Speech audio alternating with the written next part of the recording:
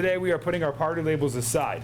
More importantly, we are longtime residents of this community who care deeply for it, and we stand together in the fight against 8-30G. I think this is a microcosm of all of Brookfield and our district on this issue. Because no matter where you may fall on the political spectrum, no matter where you may live in our community, no matter your profession, your age, etc., this community is united in retaining the landscape and beauty of our town and fighting the affordable housing laws in this state which threaten it. This movement is not against the merits of affordable housing. That is very important to state. It's against the loopholes that 8-30G has provided to developers. There is no way legislators could have intended for this legislation to do what it has done to Bethel in recent years and to Brookfield presently, with a developer proposing an 8-30G application for a 6-story building which would completely alter our town's landscape for generations to come, and even more importantly, seriously threaten the safety of our first responders if there ever was to be a fire there. And Mr. Ellis will elaborate more on that later. This law has essentially given a license to developers who have no connection with our community at all to build whatever they would like, whatever will drive up their profit, regardless of any of our zoning laws and regardless of any of the preferences of our residents who love this town dearly. We stand here today to stand up against this. At the beginning of this legislative session, I proposed numerous pieces of legislation relating to 8-30G, ranging from eliminating the law to significantly modifying it to prohibit developers from continuing these actions upon our local community. I'm here to notify our residents there will be a public hearing in front of the Housing Committee relating to 8-30G on March 1st at 1 p.m. in the Legislative Office Building in Hartford.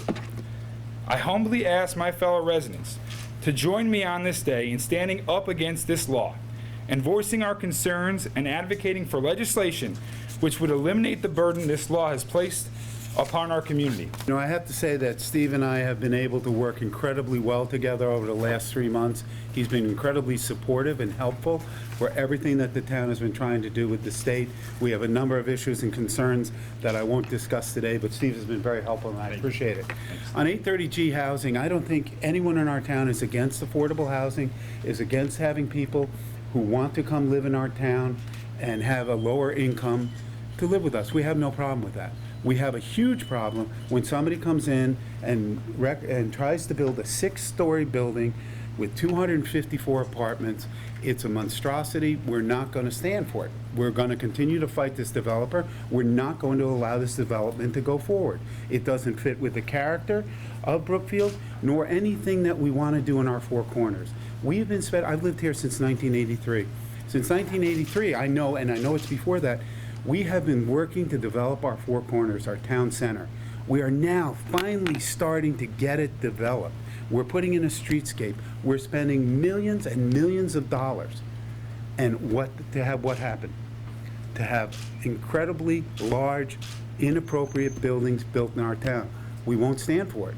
We do want development. We do support affordable housing. We do support people coming to live in our town. But the buildings that you want to put in our town center have to meet our plan of development. We spent a lot of money on that. We're going to push for that to be followed. We're going to be looking on Federal Road to have 3-story buildings with commercial on the first floor so that Brookfield finally gets a real town center where residents are happy and proud to go and to bring their children to. On the other side of this, we are applying for a moratorium. We're working on that through our legal resources, a moratorium on 8-30G housing. We're not quite at the 2% level, but by the time we finish the moratorium, we probably will be there.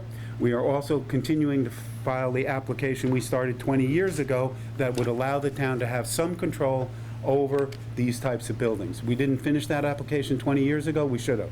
We're working on that right now. And I want to say to any developer that wants to come into Brookfield, we welcome you.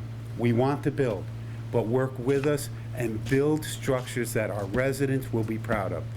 My concern today, and when I go to Hartford on Tuesday, will be public safety and the safety of our citizens of Brookfield and the members of our volunteer fire company. Since 1934, Brookfield has been protected by a volunteer fire department and EMS service. Last year, we responded to over 700 fire incidents in town.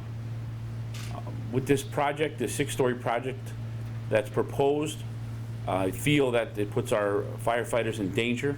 It puts, will tax our resources that are available to us, and it's really not a good idea for the Brookfield Volunteer Fire Company. It could put us out of business eventually. I'm gonna have a real hard time having advanced training to some of our members, to ask members to hang off the side of a rope, a side of a building, perform rescues, to train that way for no pay. They're very good, they're brave, but that's asking a bit much.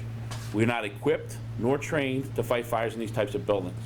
And the fire department does not support any change of our zoning regulations to bring these types of buildings into town. And like I said, our concern is for our community, our residents of our community, the people that come visit this wonderful town. I'm a lifelong resident here, I love this town. I'm a second-generation Brookfield fireman, very proud of it, okay? And I am not gonna stand here and let this happen without putting up a fight. And we will be in Hartford with Mr. Harding on Tuesday to talk before the legislature, to pass that word along, that public safety is at risk. It really is. And we're here to stand behind Brookfield and behind our members of our fire company. So we will be there on Tuesday, and we will continue. We've been to zoning meetings, and every step of the way, the Brookfield Volunteer Fire Company has been a part of this, and we are really trying to prevent this from happening, because besides the aesthetics look of the Four Corners, there's a huge safety concern for us, and we're going to be on this. Just want to reiterate the point. So what we have an opportunity here to do is all of us as a community, along with myself, to go up to Hartford and talk about our concerns with 830G and what this has done to our community. We have to let the folks in Hartford know locally what it is doing here. Because as I said before, you go across the political spectrum, every single person I run into, they reiterate the point that this law should be thrown off the books or significantly modified so it gets us out of the situation and the developers no longer have this loophole.